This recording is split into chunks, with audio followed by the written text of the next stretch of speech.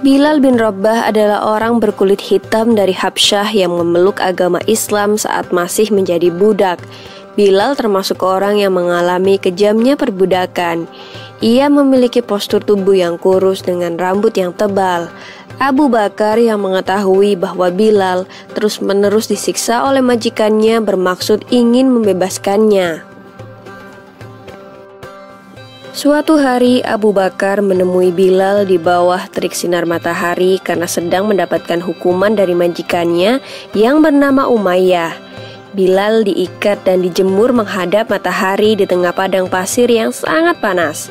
Bahkan dadanya pun ditindih dengan batu yang cukup besar sehingga nafasnya menjadi sesak. Abu Bakar segera mengajukan penawaran kepada Umayyah untuk membeli Bilal. Umayyah yang cukup terkejut malah menaikkan harganya berlipat ganda. Ia mengira bahwa Abu Bakar tidak akan sudi untuk membayar mahal demi budak seperti Bilal. Namun ternyata Abu Bakar bersedia. Umayyah menerima 9 uqiyah emas untuk ditukarkan dengan Bilal. Umayyah berkata kepada Abu Bakar, "Sebenarnya jika engkau menawar sampai 1 uqiyah pun, maka aku tidak akan ragu untuk menjualnya." Abu Bakar membalas, "Seandainya engkau memberi tawaran sampai 100 uqiyah, maka aku tidak akan ragu untuk membelinya." Sejak saat itu, Bilal senantiasa menemani dan menjaga Rasulullah yang hendak hijrah menuju Madinah. Ia kemudian dipilih untuk menjadi muazin atau orang pertama yang mengumandangkan azan. Bilal dipilih karena memiliki suara yang indah dan keras, sehingga dapat menjangkau seluruh penjuru Madinah. Suatu hari ketika tiba waktunya bagi kekasih Allah untuk meninggalkan urusan duniawi, Bilal menjadi tak sanggup lagi mengumandangkan azan. Setiap sampai pada kalimat, "Aku bersaksi bahwa Muhammad adalah utusan Allah," ia langsung menangis terseduh-seduh. Begitu pula kaum muslimin yang mendengarnya, mereka larut dalam tangisan pilu. Oleh karena itu, Bilal memohon kepada Abu Bakar agar diperkenankan untuk tidak mengumandangkan azan lagi. Selain itu, Bilal juga meminta izin untuk keluar dari kota Madinah dengan alasan berjihad di jalan Allah dan ikut berperang ke wilayah Syam. Setelah sekian lama Bilal tak kembali untuk mengunjungi Madinah, pada suatu malam Rasulullah hadir dalam mimpinya. Dalam mimpi itu Rasulullah berkata, "Wahai Bilal, mengapa engkau tak mengunjungiku?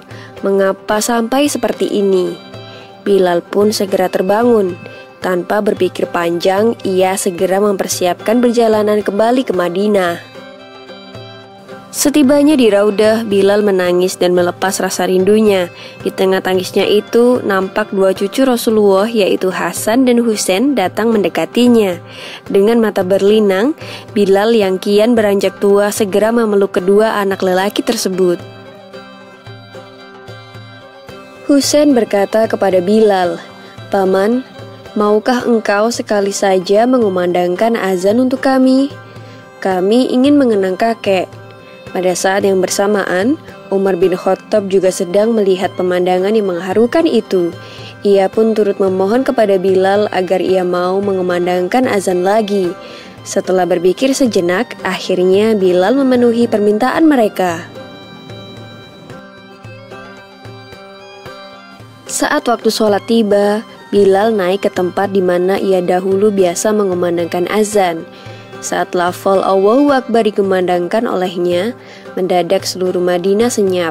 Semua orang terkejut mendengar suara yang telah bertahun-tahun hilang, kini telah kembali.